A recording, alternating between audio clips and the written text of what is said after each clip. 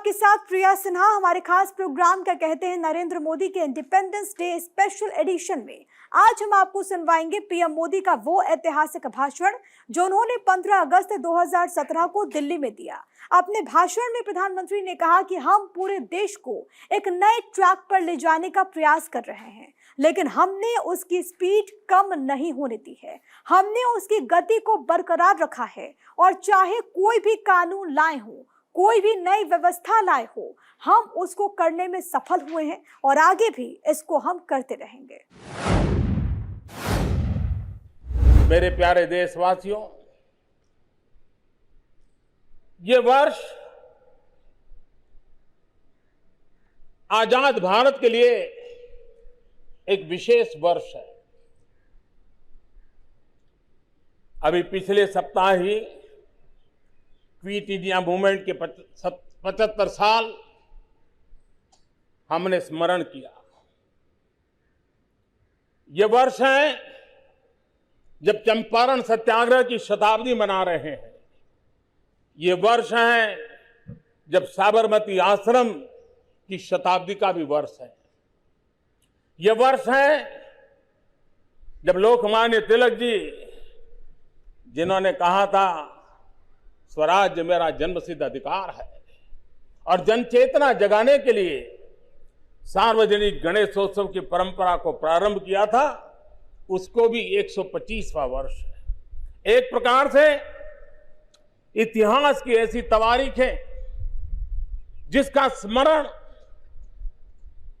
जिसका बोधपाठ हमें देश के लिए कुछ न कुछ करने की प्रेरणा देता है। हम आजादी का 70 वर्ष और 2022 में आजादी के 75 साल, 1942 से 1947 देश ने एक सामूहिक शक्ति का प्रदर्शन किया, अंग्रेजों के नाक को दम ला दिया और 5 साल के भीतर भीतर अंग्रेजों को हिंदुस्तान छोड़ करके जाना पड़ा। हमें आजादी के 75 साल के 5 साल अभी हमारे पास है। हमारी सामूहिक संकल्प शक्ति, हमारा सामूहिक पुरुषार्थ, हमारी सामूहिक प्रतिबद्धता उन महान देशभक्तों को याद करते हुए परिश्रम की पराकाष्ठा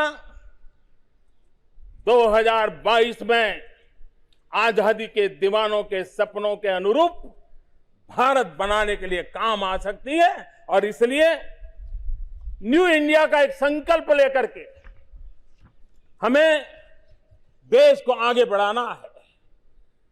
125 करोड़ देशवासियों के संकल्प से, 125 करोड़ देशवासियों के पुरुषार्थ से, 125 करोड़ देशवासियों के त्याग और तपस्या से। और हम जानते हैं सामूहिकता की शक्ति क्या होती है।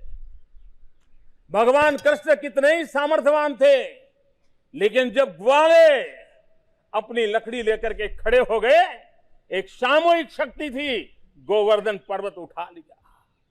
प्रभु रामचंद्र जी को लंका जाना था, वानर सेना के छोटे छोटे लोग लग गए, राम सेतु बन गया, राम जी लंका पहुंच गए। एक मोहनदास करमचंद गांधी थे, देश के कोटि कोटि लोग हाथ में तकली लेकर के, रुई लेकर के आजादी के ताने बाने बुनते थे। एक सामूहिक शक्ति की ताकत थी कि देश आजाद हो गया। कोई छोटा नहीं होता, कोई बड़ा नहीं होता। अरे एक गिलहरी का उदाहरण हमें मालूम है, एक गिलहरी भी परिवर्तन की प्रक्रिया की हिस्सेदार बनती है। वो कथा हम सब जानते हैं। और इसलिए 125 करोड़ देशवासियों में न कोई छोटा है न कोई बड़ा है, हर कोई अपनी जगह से 2022 के आजादी के बाद के 75 साल एक नया संकल्प, नया इंडिया, नई ऊर्जा, नया पुरुषार्थ, सामूहिक शक्ति के द्वारा हम देश में परिवर्तन ला सकते हैं। न्यू इंडिया जो सुरक्षित हो, समृद्ध हो, शक्तिशाली हो। न्यू इंडिया जहां भी हर किसी को समान अवसर उपलब्ध हो। न्यू इंडिया जहां आधुनिक विज्ञान और तकनीकी क्षेत्र में भारत का विश्व में दबदबा हो। स्वतंत्रता संग्राम हम लोगों की भावना से अधिक जुड़ा हुआ है। हम भली भांति जानते हैं कि आजादी का जब आंदोलन चल रहा था तब एक शिक्षक भी स्कूल में पढ़ाई कराता था, एक किसान खेत में काम करता था, एक मजदूर मजदूरी करता था। लेकिन जो करता था उसके हृदय के, उसके मन मंदिर में, उसके भाव जगत में यह भाव था कि मैं जो भी काम कर रहा हूं देश की आजादी के लिए कर रहा हूं। यह भाव एक बहुत बड़ी महत्वपूर्ण ताकत होता है। परिवार में भी खाना रोज पकता है, व्यंजन सब प्रकार के बनते हैं, लेकिन जब वो व्यंजन भगवान के सामने भोग के रूप में चढ़ा दिए जाते हैं तो व्यंजन प्रसाद बन जाते हैं।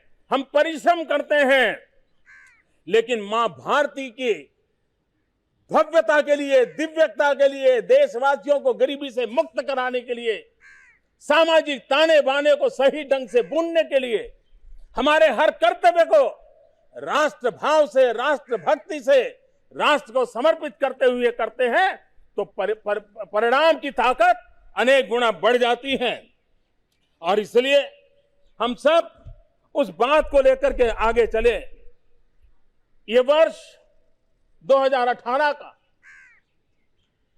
आने वाला 1 जनवरी, मैं इसे एक सामान्य 1 जनवरी नहीं मानता। जो लोग 21वीं शताब्दी में जन्म लिया है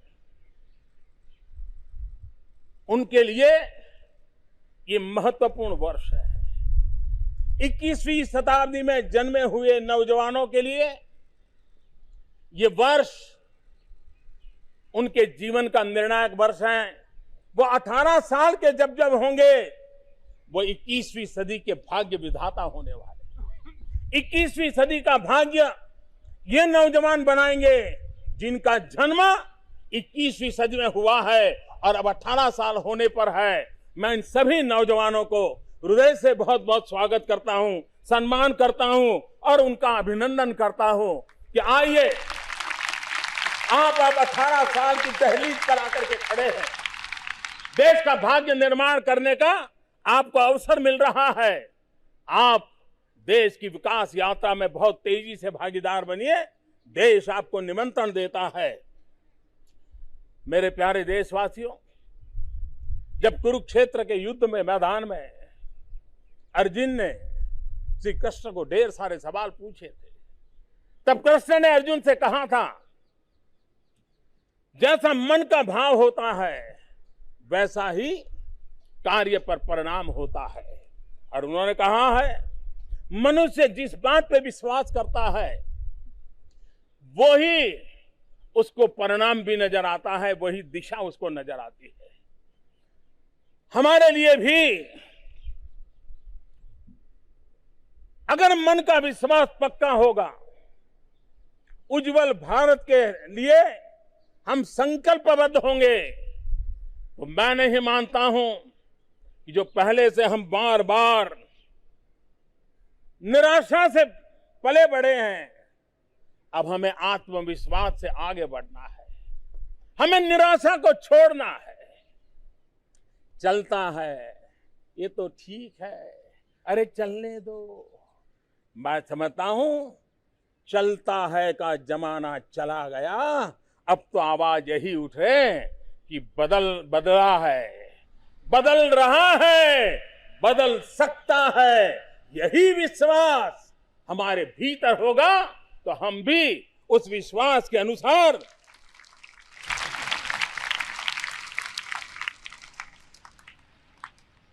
साधक हो, साधन हो, सामर्थ्य हो, संसाधन हो, लेकिन जब ये त्याग और तपस्या से जुड़ जाते हैं, कुछ कर गुजरने के इरादे से बन जाते हैं, तो अपने आप बहुत बड़ा परिवर्तन आता है और संकल्प सिद्धि में परिवर्तित हो जाता है। भाइयों बहनों, आजाद भारत में हर देशवासी के दिल में देश की रक्षा सुरक्षा एक बहुत स्वाभाविक बात है। हमारा देश, हमारी सेनाएं, हमारे वीर पुरुष, हर यूनिफॉर्म फोर्सेस कोई भी हो, सिर्फ आर्मी, एयरफोर्स, नेवी नहीं, सारे यूनिफॉर्म फोर्स, उन्होंने जब जब मौका आया है अपना कर्तव्य दिखाया, अपना सामर्थ्य दिखाया है। बलिदान की पराकाष्ठा करने में ये हमारे वीर कभी पीछे नहीं रहे हैं। चाहे लेफ्ट विंग एक्सट्रीमिज्म हो, चाहे आतंकवाद हो, चाहे इन्फिल्ट्रेटर्स हो, चाहे हमारे भीतर कठिनाइयां पैदा करने वाले तत्व हो, हमारे देश के इन यूनिफॉर्म में रहने वाले लोगों ने बलिदान की पराकाष्ठा की है। और जब सर्जिकल स्ट्राइक हुई, दुनिया को हमारा लोहा मानना पड़ा, हमारे लोगों की ताकत को मानना पड़ा। मेरे प्यारे देशवासियों,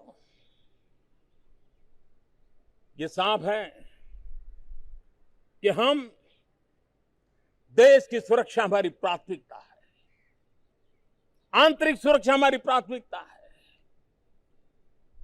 समंदर हो या सीमा हो, साइबर हो या स्पेस हो, हर प्रकार की सुरक्षा भारत अपने आप में सामर्थ्यवान है और देश के खिलाफ कुछ भी करने वालों के हौसले पस्त होने के लिए हम ताकतवर हैं। मेरे प्यारे देशवासियों, गरीबों को लूट करके तिजोरी भरने वाले लोग आज भी चैन की नींद नहीं सो पा रहे हैं और उससे मेहनत कश और ईमानदार व्यक्ति का भरोसा बढ़ता है।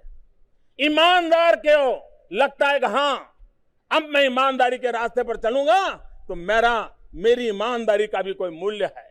आज माहौल बना है कि ईमानदारी का महोत्सव मनाया जा रहा है, ईमानदारी का उत्सव मनाया जा रहा है और बेईमानी के लिए सर छुपाने की जगह नहीं बच रही है। ये काम एक नया भरोसा देता है। बेनामी संपत्ति रखने वाले कितने सालों तक कानून लटके पड़े थे। अभी अभी तो कानून को हमने विधिवत रूप से व्यवस्था आगे बढ़ाई। इतने कम समय में 800 करोड़ रुपए से ज्यादा बेनामी संपत्ति सरकार ने जब्त कर ली है। जब ये चीज होती है तब सामान्य मानवी के मन में एक विश्वास पैदा होता है कि यह देश ईमानदार लोगों के लिए है।